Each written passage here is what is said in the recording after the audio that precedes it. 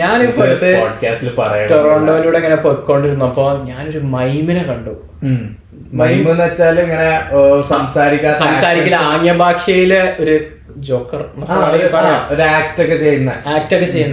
ഞാൻ പക്ഷെ ഇയാളെ കണ്ടപ്പോ ഞാൻ അങ്ങനെ ആലോചിച്ചു, അതായത് മൈം എന്ന് പറഞ്ഞാല് മുഖത്ത് ഫേസ് പെയിന്റ് ഒക്കെ ഇട്ട് ഒരു ജോക്കർ അല്ലെങ്കിൽ ഒരു ക്ലൗണിന്റെ ഔട്ട്ഫിറ്റ് ഒക്കെ ചിലപ്പോ സ്ട്രീറ്റിൽ ചിലപ്പം ഈ നടക്കുന്ന ആൾക്കാരെ വാക്കിംഗ് സ്റ്റൈൽ ഇമിറ്റേറ്റ് ചെയ്യാ, അല്ലെങ്കിൽ ആൾക്കാരെ ഇങ്ങനെ എന്റർടൈൻ ചെയ്യാൻ നോക്കുക.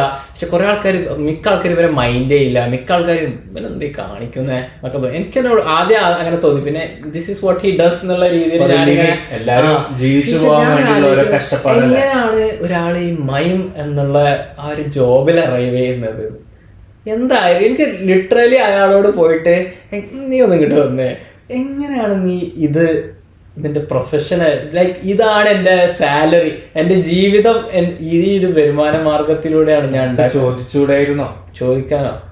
സംസാരിക്കൂലല്ലോ ഇങ്ങനെ എന്തെങ്കിലുമൊക്കെ ഞാനെങ്ങനെ മനസ്സിലാക്കാനാ? പക്ഷെ എന്റെ ഒരു ഗസ് വെച്ച് നോക്കുകയാണെങ്കിൽ ഒന്നെങ്കിൽ മൂപ്പര് ആർട്ടായിട്ട് ഭയങ്കര റിലേറ്റഡ്, വല്ല ഡ്രാമ സ്കൂളോ അല്ലെങ്കിൽ അങ്ങനെയൊക്കെ റിലേറ്റഡ് ആയിട്ടുള്ള ഒരാളാവും.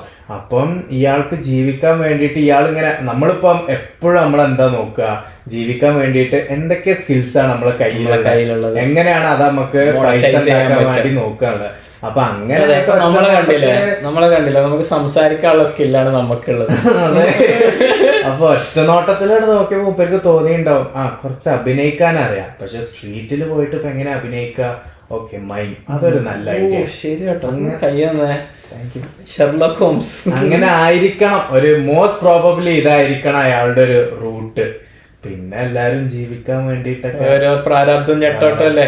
സത്യം പറയുകയാണെങ്കിൽ നമ്മള് ഈ വർക്ക് ഒക്കെ ചെയ്തു തുടങ്ങുമ്പോഴാണ് ഓരോ ആൾക്കാരെ വർക്കിലും അവരിലൊരു, അതായത് എല്ലാത്തിനും അതിനൊരു റെസ്പെക്ട് മനസ്സിലാവും. കാരണം ഓരോരുത്തർ ഈ ജോലി ചെയ്യണ വൈറ്റ് കോളർ ജോബ്സ് അല്ല, ബ്ലൂ കോളർ ജോബ്സ് വർക്ക് ചെയ്യുമ്പോഴാണ് നമുക്ക് എല്ലാ ജോബിനോടുള്ള ഒരു റെസ്പെക്ട് വരുന്നത്. വൈറ്റ് കോളർ ജോബ് വരുമ്പോ എനിക്ക് എല്ലാ ജോബിനോടും നമുക്ക് റെസ്പെക്ട് തോന്നുന്നു എനിക്ക് തോന്നുന്നില്ല. എ സിയിലൊക്കെ കംഫർട്ട് സോണിൽ അതേ നല്ല രീതിയിൽ ഇരുന്ന് വർക്ക് ചെയ്യാണല്ലോ.